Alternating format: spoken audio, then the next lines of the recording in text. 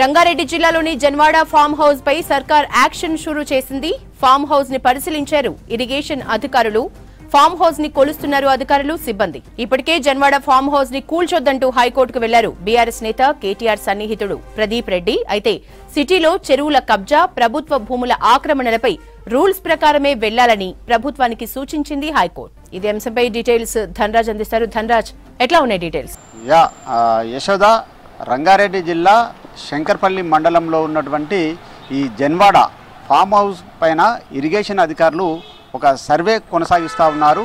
అయితే ఈ farm house సంబంధించిన వ్యవహారంలో హైడ్రా కూల్చివేతకు సంబంధించిన వ్యవహారంలో ఇప్పటికే దీన్ని కూల్చొద్దంటూ హైకోర్టుకు బీఆర్ఎస్ సంబంధించినటువంటి నేత అయినటువంటి ప్రదీప్ రెడ్డి హైకోర్టును ఆశ్రయించడం జరిగింది.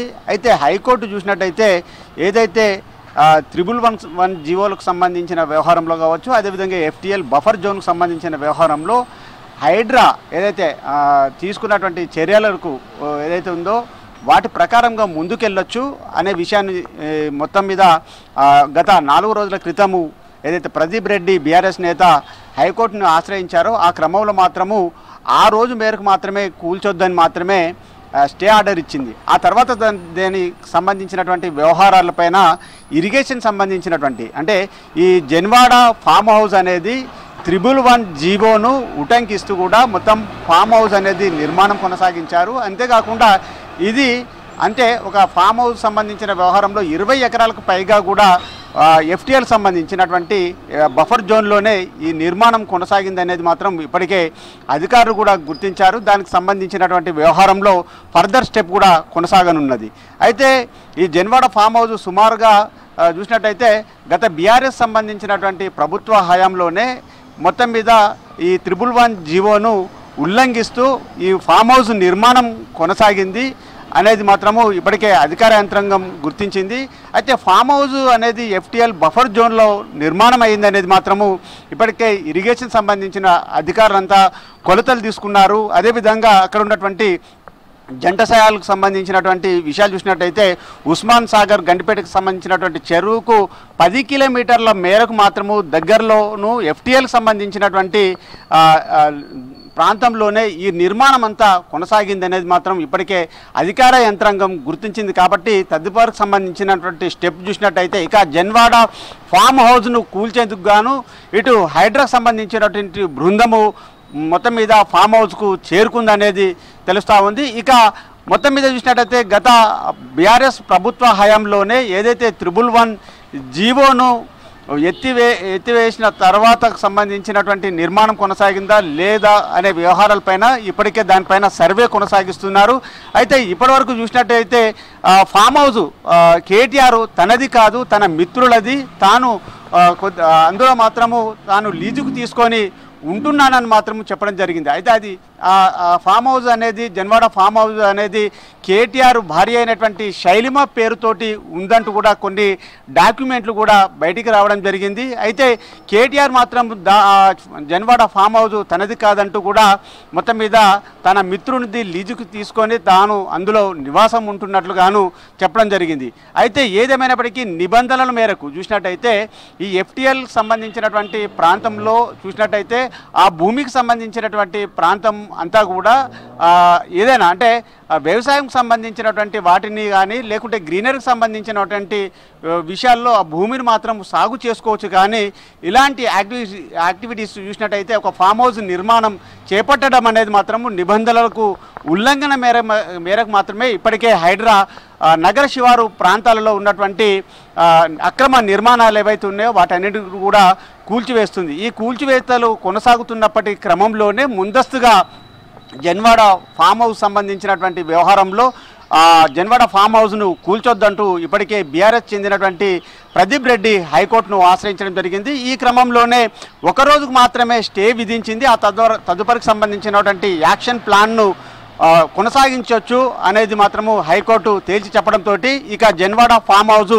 ఎలా నిర్మితమైంది, అక్కడ ఉన్నటువంటి పట్టా భూములు 301/6 సంబంధించినటువంటి పట్టా భూమిలో ఎలా ఈ నిర్మాణం కొనసాగించింది, అప్పుడు ఉన్నటువంటి బీఆర్ఎస్ ప్రభుత్వము ఈ నిర్మాణానికి ఎలాంటి పర్మిషన్ తీసుకుంది, ఎలాంటి లీగల్ సంబంధించినటువంటి ప్రొసీజర్ను కొనసాగించిందనే విషయాలపైన కూడా ఇప్పటికే ఇరిగేషన్ సంబంధించినటువంటి అధికారులు ఆ పట్టా భూమికి సంబంధించి ఏదైతే 301/6 సంబంధించినటువంటి ల్యాండ్ సర్వే ప్రాంతంలో మొత్తం కొలతలన్నీ తీసుకొని సర్వేను కొనసాగిస్తున్నారు. FTL ల్యాండ్ ఎంత ఉంది, బఫర్ జోన్ సంబంధించినటువంటి ప్రాంతం ఏ విధంగా ఉంది, జన్వాడ ఫామ్ హౌస్ నిర్మాణానికి అప్పుడున్నటువంటి గ్రామ పంచాయతీ నుంచి కానీ సెక్రటరేట్ నుంచి అక్కడ ఉన్నటువంటి సెక్రటరీ నుంచి ఏ విధమైనటువంటి పర్మిషన్లు పొందా, ఆ పర్మిషన్లు అన్నీ కూడా లీగలైజ్డ్గా చెల్లుబాటు అవుతాయా కాదా అనే విషయాలపైన ఇప్పటికే ఓ వైపున హైడ్రాకు సంబంధించినటువంటి బృందంతో పాటుగాను ఇరిగేషన్ సంబంధించినటువంటి అధికార యంత్రాంగం అంతా కూడా పూర్తిగా దాని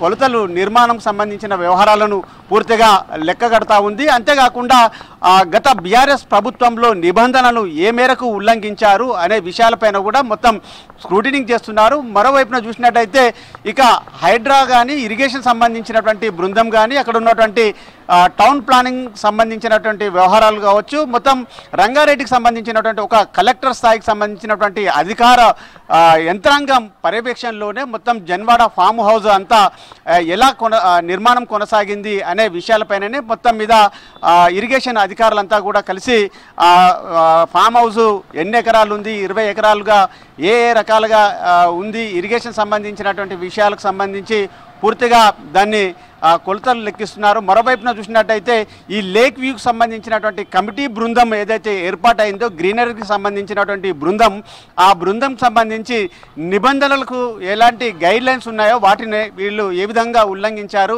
ఏ విధంగా దీన్ని నిర్మాణం కొనసాగించారనే విషయాలపైన కూడా లేక్ వ్యూ కమిటీ కూడా అక్కడికి చేరుకున్నట్టు సమాచారం అందుతుంది. మొత్తం మీద చూసినట్టయితే హైదరాబాద్తో పాటుగాను రంగారెడ్డి జిల్లా సంగారెడ్డి వంటి ప్రాంతంలో ఉన్నటువంటి ఈ హైడ్రాకు ఉన్నటువంటి పవర్స్ ఏంటిదనే విషయాలపైన ఇప్పటికే కొన్ని గైడ్ లైన్స్ను కూడా మొత్తం మీద వాటిని ట్రాన్స్పరెంట్గా కొనసాగిస్తూ వాటిని అన్నిటిని కూడా పరిధిలో పెట్టుకుంటూ కూడా ఓ వైపున దీన్ని కమిషనర్ అయినటువంటి ఏవి రంగనాథ్ పూర్తిగా FTL బఫర్ జోన్లో నిర్మాణాలు ఏవైతే ఉన్నాయో వాటిలో మాత్రము వ్యవసాయంకు సంబంధించింది కావచ్చు, గ్రీనరీ సాగు మాత్రమే చేయొచ్చు, కానీ కమర్షియల్ యాక్టివిటీస్ కానీ ఎలాంటి ఫామ్ హౌజులు కానీ ఇలాంటి నిర్మించడం అనేది పూర్తిగా చట్ట విరుద్ధంగా ఉన్నాయి. కాబట్టి వాటన్నిటినీ తాము కూల్చివేయడంలో ఏ కోర్టునైతే సంప్రదించారో గతంలో కొంతమంది ఫామ్ హౌజులు కావచ్చు, ఏవైతే అక్రమకు సంబంధించినటువంటి కట్టడాలు ఉన్నాయో పాత వాటినే స్టే తీసుకొచ్చుకొని మళ్ళీ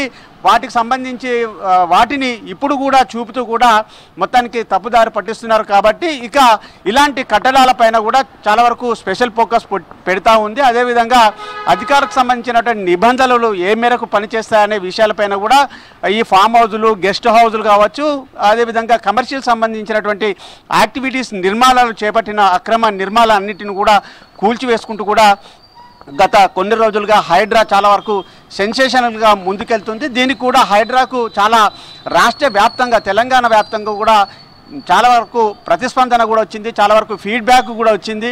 ఈ హైడ్రా అనేది రాష్ట్ర వ్యాప్తంగా కూడా దీని నిర్మాణం కొనసాగాలంటూ కూడా పలువురు వక్తలతో పాటుగాను చాలా వరకు కామన్ పబ్లిక్ కూడా దీన్ని అప్రిషియేట్ చేసుకుంటూ ముందుకెళ్తున్నటువంటి తరుణంలో ఇక మొత్తం మీద చూసినట్టయితే ఆ హైడ్రా బృందం కూడా ఈ జన్వాడ ఫామ్ హౌస్ కూడా వెళ్ళినట్టుగా సమాచారం అందింది. ఇక ఈ నిబంధనలు మేరకు మాత్రము ఈ ఫామ్ హౌస్ నిర్మాణం లేదు కాబట్టి దాన్ని ఇక ఇవాళ రేపో కూల్చే పరిస్థితి ఉందనేది మనకు సమాచారం అందుతా ఉంది. యశోద.